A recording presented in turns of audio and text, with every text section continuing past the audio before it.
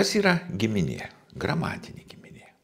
Gramatinė giminė yra daiktavardžio gramatinė kategorija, kuri lyties pagrindu priešina dvi gramemas – vyriškąją ir moteriškąją.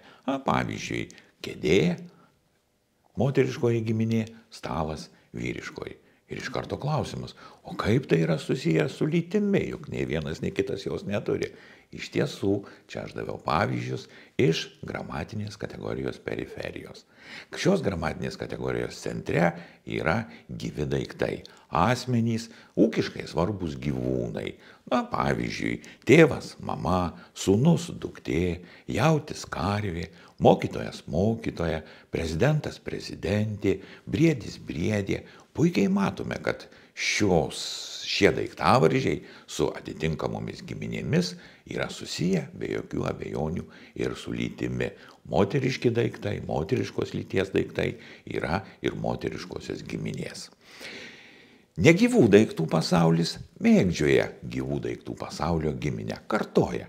Pagal pavyzdį, jeigu sakom, kad vyras yra vyriškos giminės, todėl kad lyties vyriškos, tai šalia namas, stalas irgi bus vyriškos. Jeigu katė moteriškosios giminės, kadangi tokia jos lytis, tai gėlė, varlė ir visokių kitokių su žodžių irgi bus moteriškosios giminės.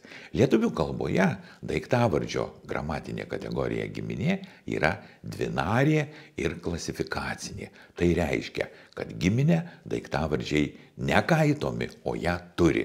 Visi iki vieno.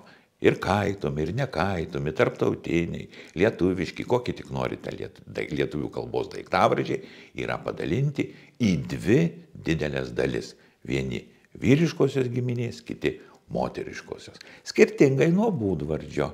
Būdvardžio giminė nėra savarankiška, ji yra derinamoji, todėl ji yra kaitybinė, nes kiekvienas būdvardis turi prisiderinti arba prie vyriškos giminės daiktavardžio, arba prie moteriškosios giminės. Baltas – namas, balta – skarelė, gudrus – berniukas, gudri – mergaitė. Taigi, būdvardžio giminė irgi yra dvinarė ir kaitybinė.